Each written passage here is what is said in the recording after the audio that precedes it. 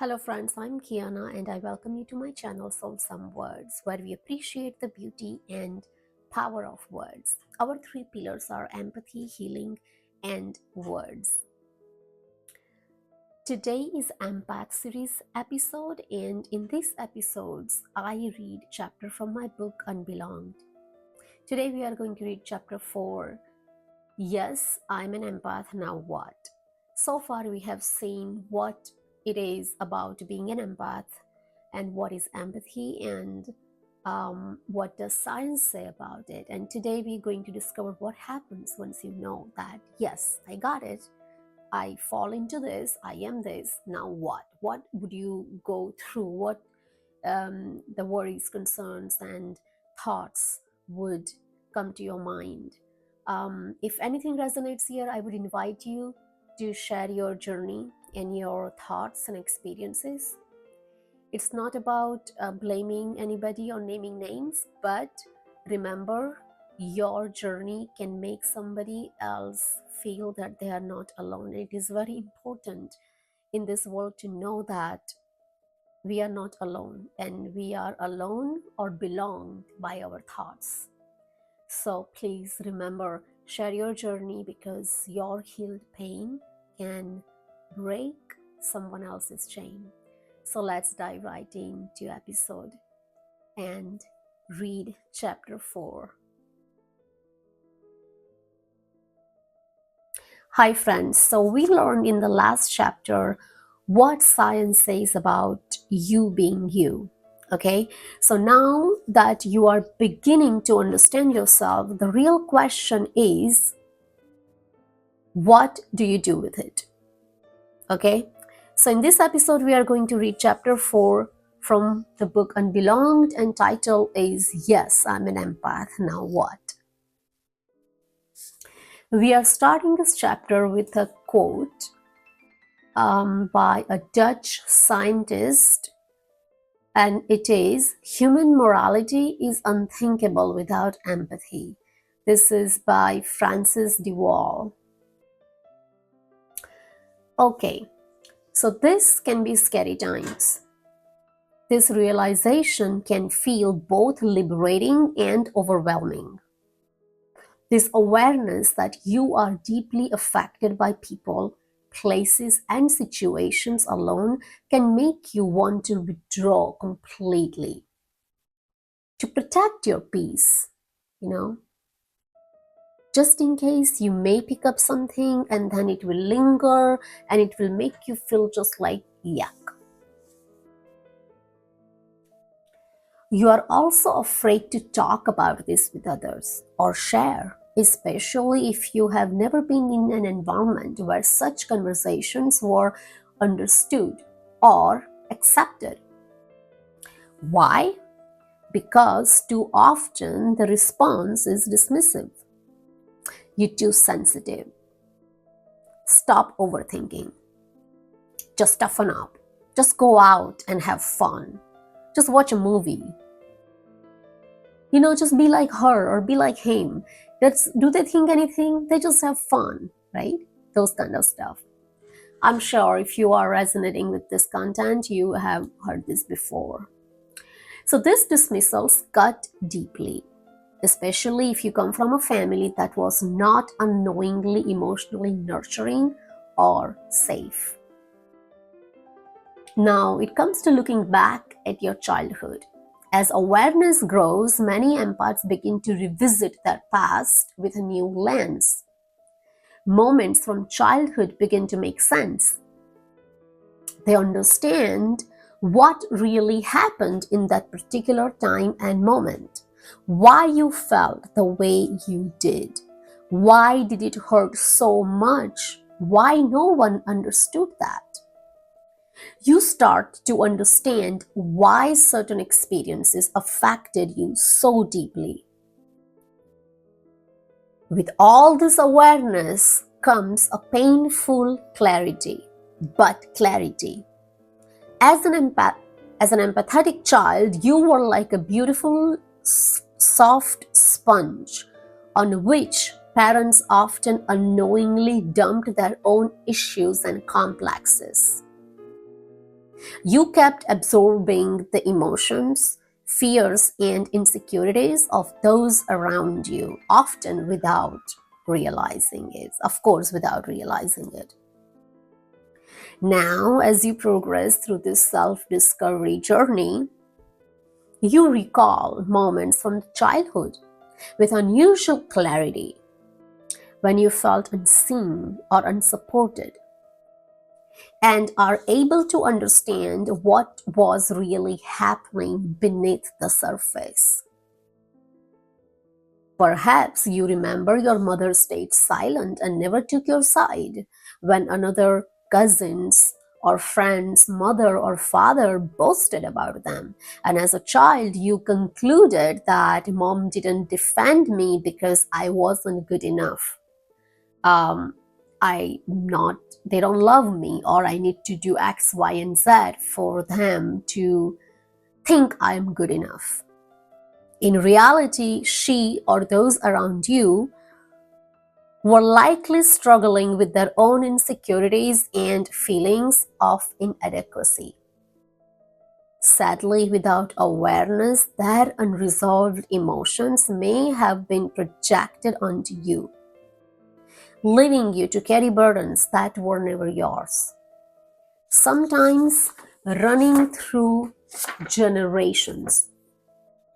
Most of the time, you will be the one to break that cycle, or you will be the first one in the family if there is a generational pattern to understand something like that what is really going on. And that is always a pattern. If you observe within the family system or dynamics, there are certain systems um, that has some things going on for generations. You may also remember absorbing negativity from conversations, environments, or repeated patterns within your family. For example, parents, teachers, or authority figures constantly spoke badly about relatives or other people or government or other specific group of people or organization, and you unknowingly absorbed that negativity, and it shaped your inner world. You ended up thinking, oh, those people are bad, or that community or that people who do that or believe that is not, because that's what you kept hearing, and it does shape your inner world, that you would look at the world from that lens, right? So if you were the eldest child, this is very complicated.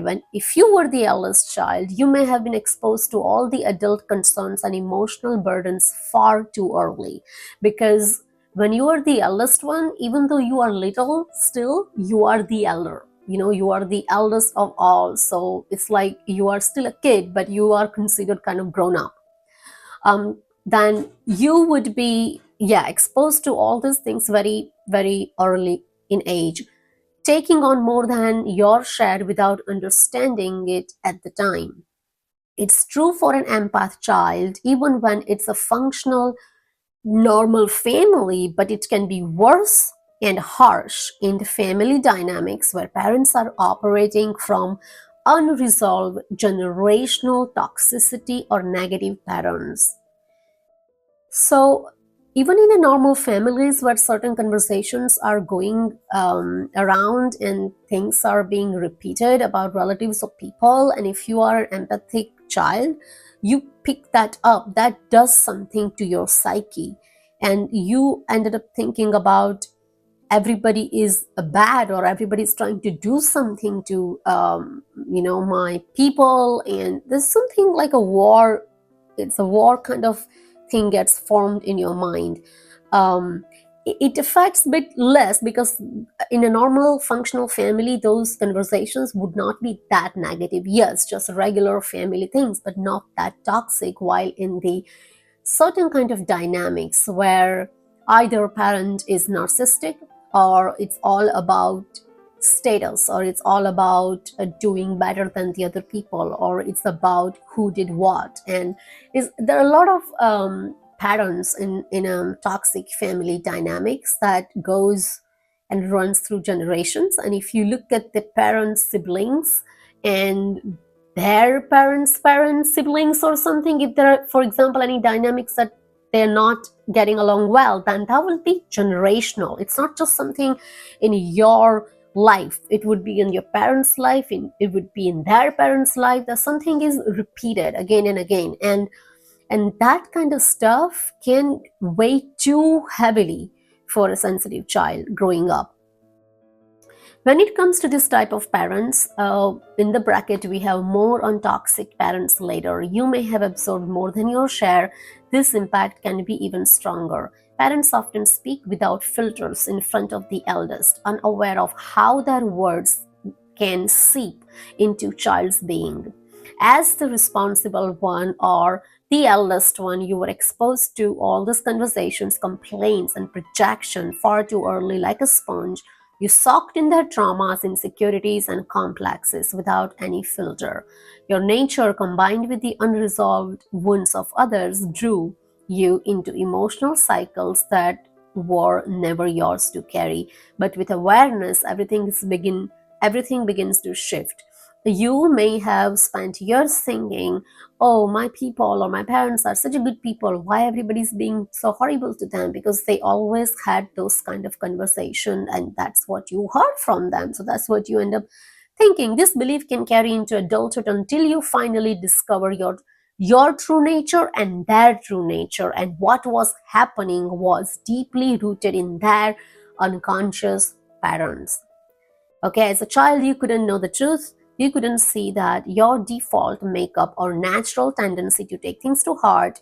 These stories dragged you into the vicious cycle, which can have grave and dangerous consequences. Only later do you realize the truth. Your empathic nature, combined with their wounds, pulled you into the cycle that wasn't yours. But once the awareness dawns, everything shifts. You begin to see clearly what has been happening, and with that clarity comes the power to heal.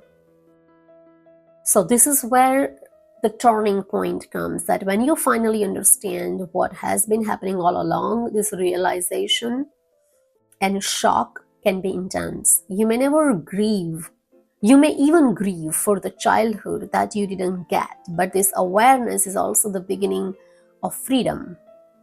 Once you see clearly, you can begin to release. You can explore methods that support your healing, whether therapy, spiritual practices, journaling, energy healing, or mindfulness that help you clear the emotional overload.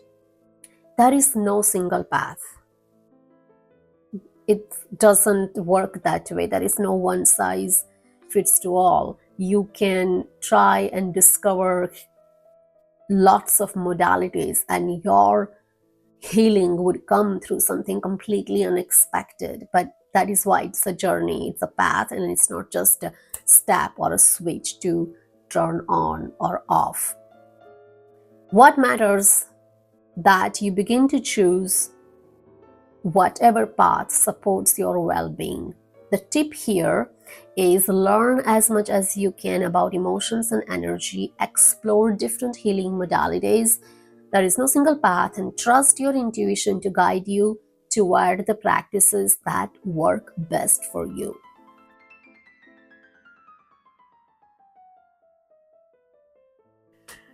Okay, so what we learned here today, that you need to understand the awareness can feel heavy at first and a bit scary as well. I remember when I found out, I was withdrawing. I completely was trying to stay away from going out, meeting people. If somebody invites for something, it's like, oh, it will be so many people, it will be so crowded, I don't want to go, I want to just stay home.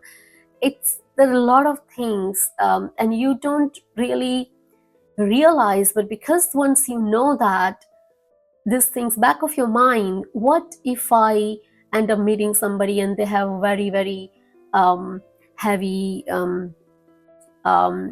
energy, or they are anxious, or they're feeling bad or something, and what if I end up feeling that way later? And because you don't have all the answers yet, and the inner self hasn't found it's the way, or it's not concrete yet. That is why you try to kind of avoid people and things. So but this understanding can make you feel that way, but this is important because this is where the freedom begins, because you cannot be like that forever, right? So you need to understand this, that even though it feels a bit exhausting or overwhelming, don't completely withdraw.